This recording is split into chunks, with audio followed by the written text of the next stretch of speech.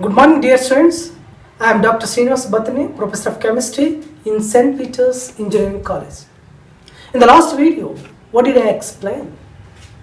I explained proximate analysis. The analysis of coal is two types. There are proximate analysis and ultimate analysis.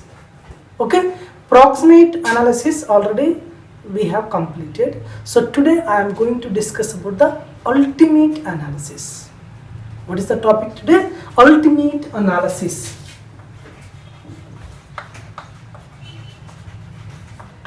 Ultimate analysis.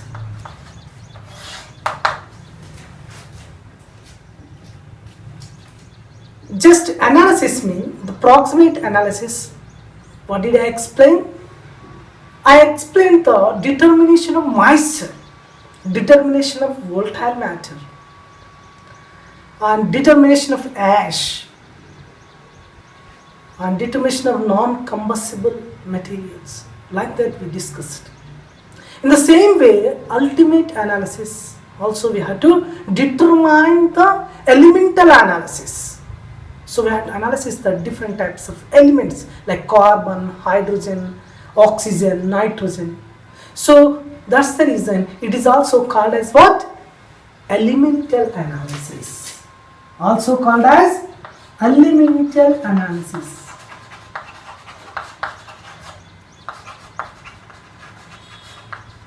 Elemental analysis.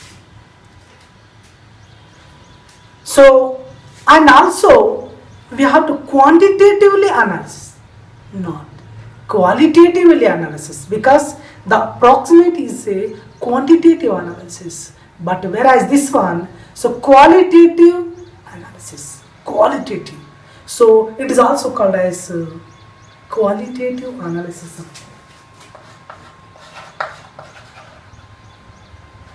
Qualitative analysis of qualitative analysis of coal.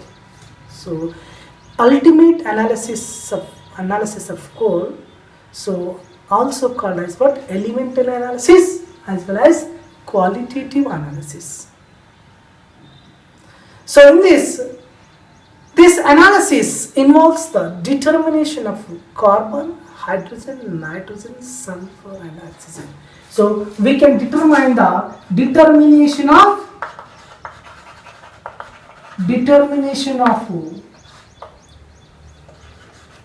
carbon, hydrogen, nitrogen, sulfur,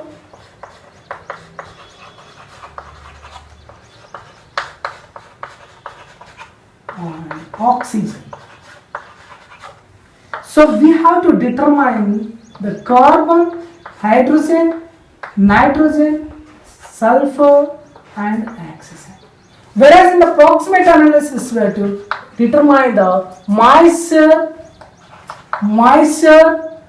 as well as volatile matter, ash, volatile matter, ash. We have discussed this in the proximate analysis. But here we have to determine the carbon, hydrogen, nitrogen, sulfur and oxygen. Okay, so let's discuss how one by one we have to complete them.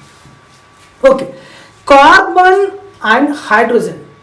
So about 1 or 2 grams of dry coal we have to take accurate weight 1 or 2 grams of dried coal. You have to take it into a crucible. One crucible. This is the dried coal. In a crucible. 1 or 2 gram accurately weighed. Weighed coal sample. And it is burned in the presence of oxygen in combustion apparatus. What is that? This crucible, this compound is a completely burned in where? In combustion apparatus. This is the combustion apparatus. So you have to take the 1 or 2 grams of dried coal in a combustion apparatus. This was completely burned in the presence of oxygen. In the presence of oxygen. So the carbon and hydrogen of the coal are converted into what compounds? Carbon dioxide and water, respectively. Carbon converted into carbon dioxide, hydrogen converted to hydrogen oxide, and the gaseous products of combustion are absorbed respectively KOH and calcium chloride. Some tubes, calcium chloride tubes of known weights. The increase in the weights of these are in determination of carbon and hydrogen. Okay, so now, the reaction we have to see that when complete burning of carbon and hydrogen, what happened in the presence of calcium and in the presence of oxygen? So what happened? Carbon burned in the presence of oxygen, burning. So to form the carbon dioxide, whereas the hydrogen burned in the presence of oxygen to form the water molecule. Carbon and hydrogen. So the carbon dioxide absorbed by the potassium hydroxide. Potassium hydroxide. The potassium hydroxide absorbed the CO2 and to form the K2CO3. K2CO3. And whereas the water absorbed by calcium chloride to form the CaCl2 7H2 calcium salt. So this was absorbed by the water absorbed by the calcium chloride and the carbon dioxide absorbed the potassium hydroxide. So what is that? Just we have taken the dry coal burned in the presence of oxygen in a combustion apparatus. The carbon converted into carbon dioxide and oxygen converted into water. Hydrogen converted into water. Carbon is converted into carbon dioxide. And carbon dioxide absorbed by the KOH and the water absorbed by the calcium chloride. So now how can we calculate the percentage of carbon? How can you calculate it? The percentage of carbon. So here, percentage of carbon. It's a simple. So when carbon dioxide treated with a KOH and which was this one is increased. This one is increased means the absorption, this is also increased. Potassium hydroxide is increased and potassium carbonate increased. So whatever the, for example, 2 grams we have to take in the reaction. So here 4 grams, here also 4 grams because the remaining what is carbon dioxide. Remaining is the carbon. 2 grams is the potassium hydroxide. If 4 grams is obtained instead of 2 grams mean that CO2 is there. So CO2 mean that is oxygen as well as the carbon.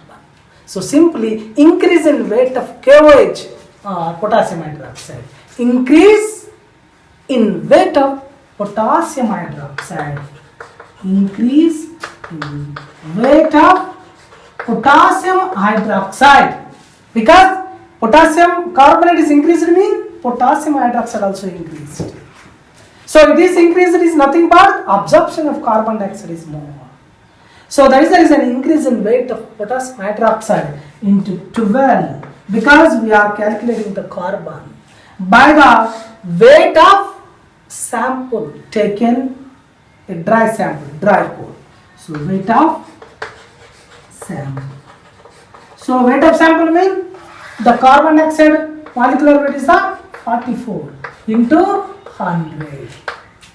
So this is the what percentage of carbon increase in weight of potassium hydroxide into 12 by weight of sample. What sample? Coal sample. Okay, coal sample into 44. 44 is the molecular weight of carbon dioxide. 12 is the molecular weight of carbon. and 100 means the percentage. So this is the calculation of percentage of carbon. So okay, now how can we convert the percentage of hydrogen? Same way here, increase the weight of what? Calcium chloride. Just you write the percentage of, please note down everything. So percentage of hydrogen equal to, so increase weight of CaCl2, because the CaCl2 increased, mean H2O is absorbed. H2O is absorbed by the CaCl2, calcium chloride. So increase the weight of calcium chloride into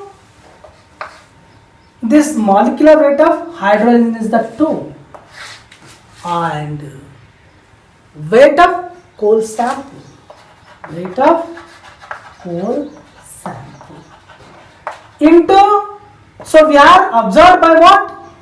The absorption is the water. The calcium chloride is absorbed the water.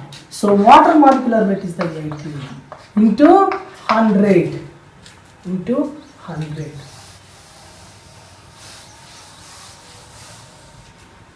See, the percentage of hydrogen is the increased weight of calcium chloride into 2. 2 is the molecular weight of hydrogen, and by weight of coal sample into 18. 18 is the molecular weight of water into 100. 100 is the percentage. So now we have to know the how to calculate the carbon as well as hydrogen. Okay, is it clear? Okay. Next we have to go to the what? Nitrogen.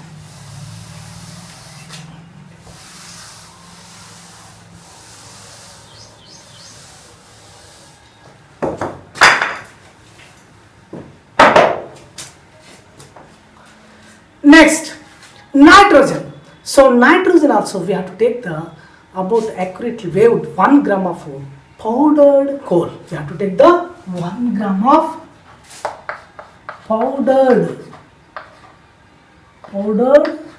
coal. Powdered coal you have to take. Powdered coal. And we have to eat with concentrated H2SO4. This 1 gram heat by concentrated H2SO4. Concentrated H2SO4. Along with the sulfuric acid, we also take one catalyst, that is the K2 potassium sulfate. K2SO4 catalyst. It is a catalyst. It is a catalyst. So 1 gram of powdered coal heating with concentration H2SO4 along with the catalyst, that is the potassium sulfate, in a long necked Geldal flask. This one we have to take the long necked Geldal flask. This is the long necked Geldal flask. Geldal flask. This is called the gel. You have to eat with sulfuric acid, K2SO4 as well as sample. This is sample.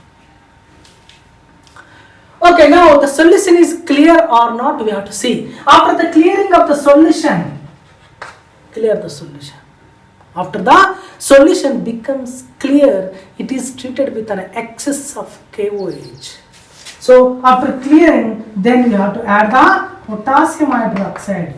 Potassium hydroxide. Because inside is the acid is there. Now we are reacting with the base. Then what? What is liberated here? If nitrogen is present in this one, so ammonia gas is liberated. Because neutralization takes place. So ammonia gas is liberated. So, ammonia gas is liberated. Liberated ammonia gas. Once again listen. So what is about 1 gram of accurately weighed powdered coal is heated with a concentrated sulfuric acid along with the potassium sulfate catalyst in a Geldal flask. After the solution clear, it is treated with excess of potassium hydroxide. Then what happened? The ammonia gas is liberated. So the ammonia gas is distilled over the absorbed, mean the known volume is standard acid. So we have to the known value, distilled value. We have to standardize the known value of acid. Known value, standardize it. The ammonia is the base. We have to how much we will get. So we have to titrate against with the standard acid with ammonia, distilled ammonia. And the unused acid, here unused acid is there. Unused acid is then determined by the back with the sodium hydroxide. Okay, so that is the determination of nitrogen. Okay, determination of nitrogen. From the volume of acid used by the ammonia liberated, the percentage of nitrogen of coal we can calculate. So percentage of nitrogen, how can you calculate now? So percentage of nitrogen is volume of acid into normality acid into 1.4 by weight of coal taken. So what is the percentage of nitrogen? By percentage of nitrogen, we have to take the volume of known, volume of acid into normality of acid into normality of acid.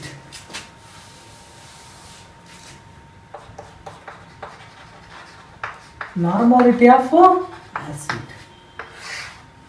by weight of coal taken.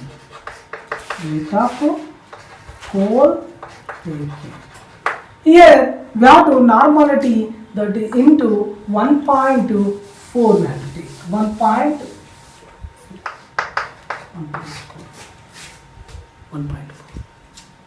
Okay, we can calculate by using of this one. Okay, now sulfur. The sulfur is determined from the washing obtained from the known mass of coal. For example, known mass means 2 kilogram, 3 kilogram. So we have to wash with the water. The plenty of water we have to take. For example, the coal, wash with water,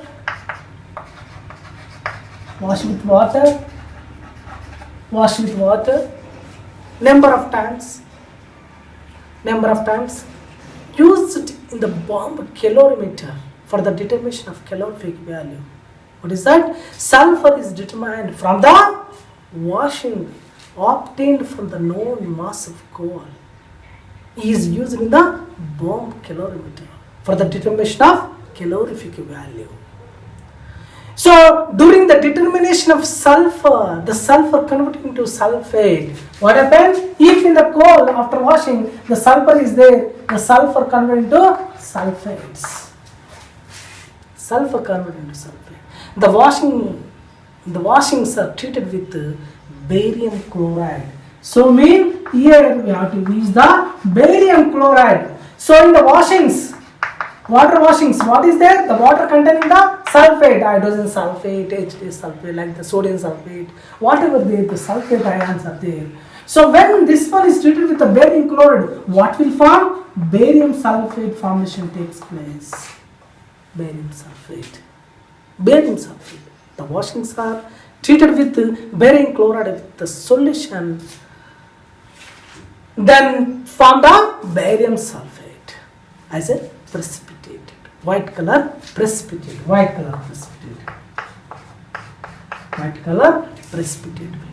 So we have to filter the precipitate. So how can you calculate the percentage of sulfur? Just what we have taken? Just we have the coal, known mass of the coal, washed with the water, the sulfates are converted into sulfates. Then sulfate treated with the barium chloride. The barium chloride react with the sulfate to form the barium sulfate. So this barium sulfate, using the weight of barium sulfate obtained The percentage of sulfur mean the percentage of sulfur is equal to weight of barium sulfate. Weight of barium sulfate. Weight of barium sulfate obtained in the process into sulfur molecular weight is the 32 by weight of the coal sample in bomb kilometer. Weight of the coal sample in bomb calorimeter. Calorimeter, bomb calorimeter into 233. 233 into 100. So how can we calculate the percentage of sulfur just after washing the barium chloride is treated with that one? The barium sulfate is obtained. The barium sulfate mean the weight of barium sulfate into 32 is the sulfur molecular weight into 100 is the percentage divided by the weight of sample taken in a bomb calorimeter into 233. So this is about the sulfur. So we have determined the all carbon, hydrogen, nitrogen, sulfur is good. The final is the oxygen. Oxygen. So before going to do the oxygen, we have to know the ash determination. Ash determination already we know that in the proximate analysis in the last video. We have completely discussed about the ash. So once again, what is the, how can you determine it? Ash? Simply I will tell this once again. The residual coal is taken in the crucible, okay, and then heated without lid in the furnace, almost all 700 or 750 degrees centigrade temperature for 30 minutes. The crucible is taken out. First of all, we have to cool in the air, then in the desiccator, okay, and then wave it. So this one, heating, cooling and waving is repeated till we will get that what? Exact white. That is the ash determination. The percentage of ash is equal to weight of ash left into 100 by the weight of the coal taken. Percentage of ash, how can we determine? The percentage of ash is equal to what? Weight of ash left by weight of coal taken into 100. That is the percentage of. Already we discussed in the proximate analysis. Okay. Now oxygen. So oxygen, how can you determine the oxygen? It's a very simple, because we know all these things: carbon, hydrogen, sulfur and ash. So simply the percentage of oxygen,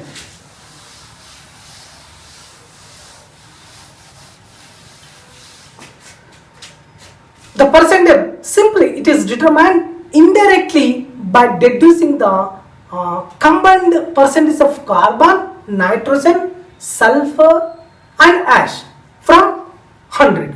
So simply the what is that? Percentage of oxygen. Percentage of oxygen, okay, is equal to 100 minus the percentage of carbon, percentage of hydrogen, percentage of nitrogen and sulfur plus all plus, okay, percentage of carbon, percentage of hydrogen, percentage of nitrogen, percentage of sulfur and ash. So all percentages, percentage of carbon, hydrogen, sulfur, nitrogen. So we can get the percentage of oxygen. Percentage of oxygen. Okay, it is clear? Okay, now finally few minutes we will discuss the significance of ultimate analysis. So what are the significance of analysis? Just we look 2-3 minutes. Okay.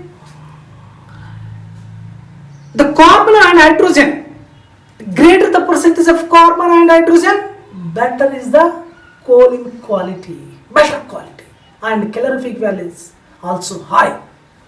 If percentage of carbon, hydrogen is high, so better quality of coal. coal quality is the better. Coal quality is better. The percentage is high.